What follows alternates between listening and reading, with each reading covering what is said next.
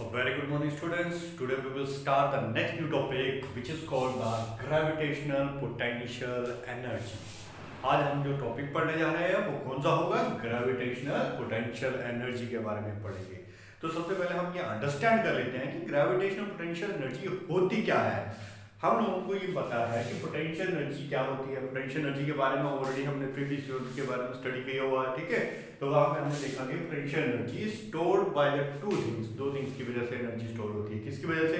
या तो उसके पोजीशंस की वजह से या तो फिर उसकी कॉन्फ़िगरेशंस की वजह से। बट यहाँ पे gravitational potential energy is a little bit things different one, ठीक है।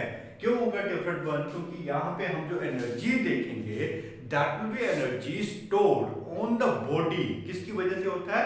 Due to the gravitational field of the planet. उस ग्रेविटेशनल फील्ड जो है प्लैनेट का, उसकी वजह से जो एनर्जी स्टोर होगी उसी को हम क्या बोलेंगे? Gravitational potential energy. तो देखो यहाँ पे होता क्या है, मान लो ये मेरे पास कोई प्लैनेट है, मान लो क्या अर्थ है मेरे पास प्लैनेट, तो इसके सराउंडिंग में एक पर्टिकुलर फील्ड होगी, यानी कि यहाँ तक इसकी ग्रेविटेशनल इन्फ्लुएंस रहेगा इसका। तो क्या हो? Work done in bringing the body from infinity to that field. मान लो मेरे पास कोई ऑब्जेक्ट पड़ा है which is at a infinite distance के ऊपर पड़ा है and I have to do the some work done. मुझे क्या करना पड़ा? इस फील्ड ना इनफाइनाइट में जो ऑब्जेक्ट पड़ा है उसको उठा के लेके आया मैं। किस तरफ लेके आया?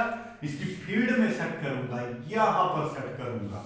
तो मुझे क्या करना पड़ा? वर्क डन करना पड़ा। क्यों वर्क डन करना पड़ा? अरे भाई जैसे इसकी फील्ड में आएगा तो इसकी फील्ड में क्या हो रहा है? ये अपने तरफ इसको अट्रैक्ट कर रहा है, लेकिन मैं उसकी अट्रैक्शन पावर के खिलाफ इसको पकड़ के मैं इसको खुद यहाँ पे सेट कर रहा हूं, ठीक है। तो दिस वर्क इज डन। मुझे क्या करना पड़ा? इस फील्ड के अगेंस्ट काम करना पड़ा, क्योंकि फील्ड तो इसको अपनी तरफ अट्रैक्ट कर रही थी और मुझे इस मास को यहाँ पे सेट करना है, इस पॉइंट के ऊपर। तो मुझे क्या करना पड़ रहा है? वर्क डन करना पड़ रहा है। किसके अगेंस्ट वर्क डन करना पड़ रहा है? इस ग्रेविटेशनल फील्ड के अगेंस्ट वर्क डन करना पड़ रहा है, ठीक है। तो मुझे क्या करना पड़ा? यहाँ पे पकड़ के रखना पड़ा है इसको, ठीक है। इसका मतलब क्या हो? मैं इसको होल्ड करके रख रहा हूँ, मतलब एक पॉइंट के ऊपर सेट कर रहा हूँ। तो मुझे जो वर्क डन करना पड़ा, कहां से कहां तक? इनफाइनाइट से लेकर के इस पॉइंट तक जो वर्क डन करना पड़ा, that will be stored in this body in the form of the gravitational potential energy. किस फॉर्म में स्टोर हुआ? In the form of the gravitational potential energy की फॉर्म में। तो इसकी स्टेटमेंट आप देख सकते हो क्या है? The work done in bringing the body from infinity to that field. उसकी फील्ड में ला करके हम उसको सेटअप कर रहे हैं, ठीक है। तो this one is called the gravitational potential energy. तो इसके लिए हम लोगों ने एक्सप्रेशन फाइंड आउट करना है कि what will be the expression for the gravitational potential energy. So we will consider earth, एक मान लो छोटा सा प्लेनेट है and which is having the certain gravitational field surrounding this. Object is placed of mass m at infinite distance। कहां पे पड़ा हुआ है ऑब्जेक्ट? इनफाइनाइट डिस्टेंस पे। मास ऑफ द अर्थ मान लेते हैं कैपिटल M है। तो मैंने क्या किया? इसको यहां से उठा के लेके आया, कहां पे इसको सेट करूंगा? इस पर्टिकुलर पॉइंट C पॉइंट के ऊपर सेट करूंगा, ठीक है, which is at a distance of small r from the centre. कितने पॉइंट के ऊपर सेट कर रहा है इसको? सी पॉइंट पे। सी पॉइंट कितने डिस्टेंस पर है सेंटर से? r डिस्टेंस के ऊपर है, समझे बात? अब जब मैं यहां से लेकर के यहां तक का वर्क डन कैलकुलेट करना है तो मैं इसको एक साथ थोड़ी ना कर सकता हूं। तो मुझे देखना पड़ेगा कि जब मैं इसकी फील्ड में इसको लेके आया था तो A से B पॉइंट के बीच में मुझे कितना वर्क डन करना पड़ा। तो एक छोटा सा डिस्प्लेसमेंट मान लेता हूं, जिसको मैंने नाम दे दिया dx। कितना डिस्प्लेसमेंट मान लिया? dx डिस्प्लेसमेंट मान लिया, ठीक है, which is at a distance of x। कितने डिस्टेंस पर है? x, where x is a variable, ठीक है।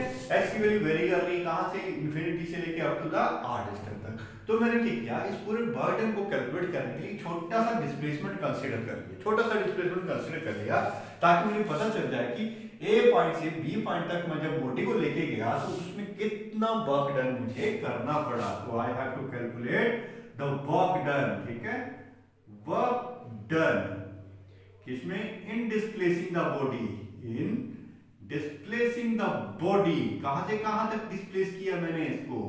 अरे by the distance of dx। तो वर्क डन कितना होगा? dw is equal to f into dx।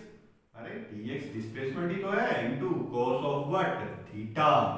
अब बताओ भाई थीटा एंगल कितना आएगा इसके बीच में, where theta is, theta will comes out to be, देखो बॉडी जो है वो कुछ इस तरीके से यहाँ पे सेट कर रहे हैं हम लोग, ठीक है, जबकि ये बाकी की सारी डिस्टेंस जो वो वेरिएबल है इस लाइन के ऊपर है, ठीक है।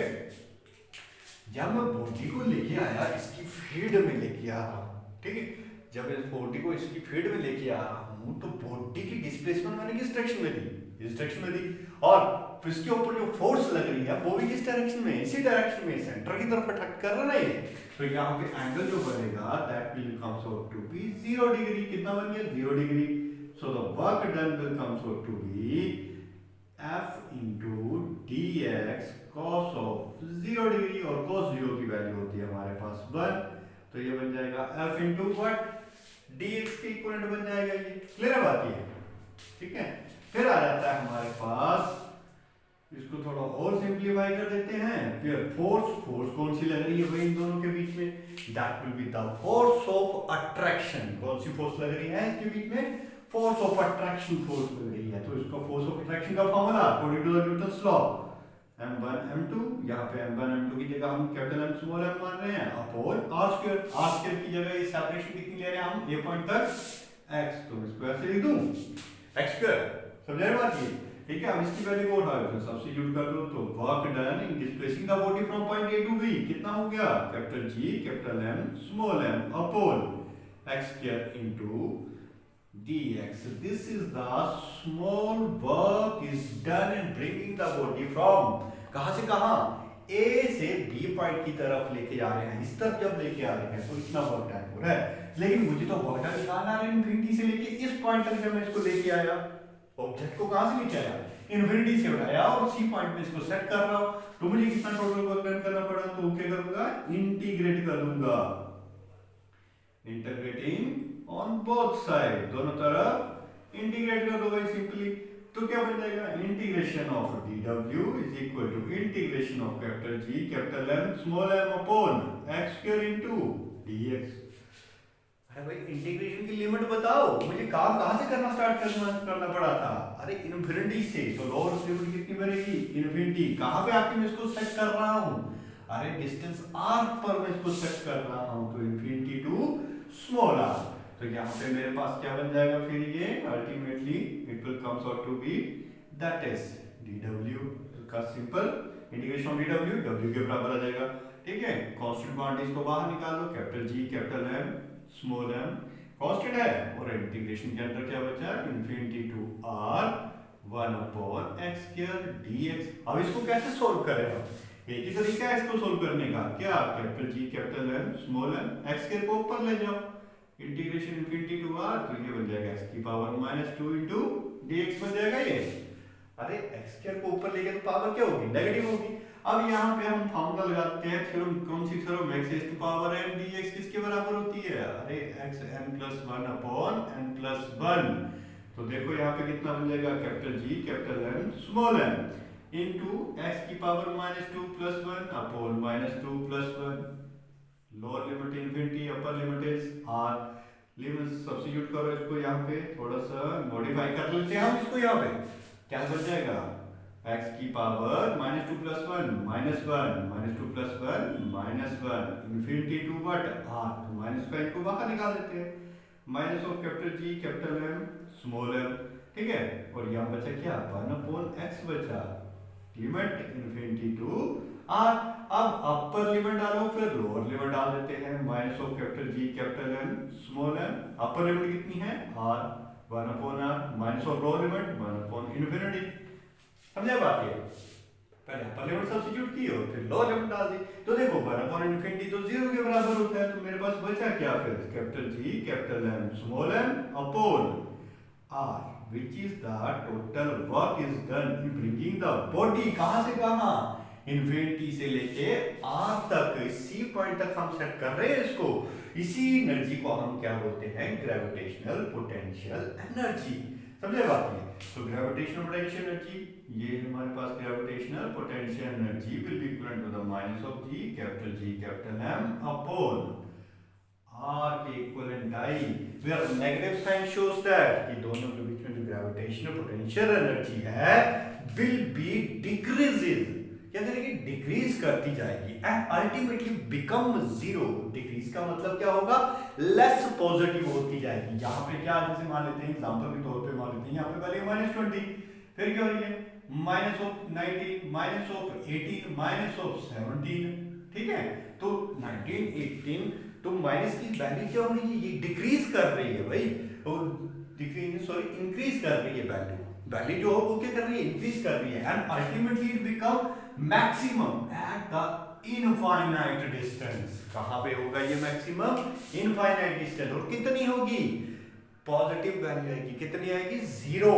कितनी हो जाएगी यहाँ पे, इनफाइनाइट डिस्टेंस पे ये जीरो हो जाएगी। तो इसकी वैल्यू लगातार क्या होती जाएगी, अरे इंक्रीज करती जाएगी, क्योंकि जैसे हम पोटेंशियल एनर्जी होती क्या है, अगर इस बॉडी को मैं ऊपर की तरफ उठा रहा तो हाइट बढ़ रही है, पोजीशन चेंज हो रही है, तो उसकी एनर्जी क्या हो रही है, बढ़ी तो रही है।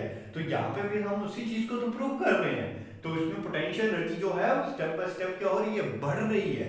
और जितना ज्यादा उसको नजदीक लेके आओगे तो पोटेंशियल एनर्जी क्या होती जाएगी, डिक्रीज करती जाएगी। सेम वही फिनोमेना, अगर मैं हाइट को कम करता जाऊंगा तो एनर्जी क्या होती जाएगी, कम होती जाएगी। तो यहाँ पे भी वही कंसेप्ट हम यूज कर रहे हैं। तो this one is the gravitational potential energy. Clear बात है सभी को।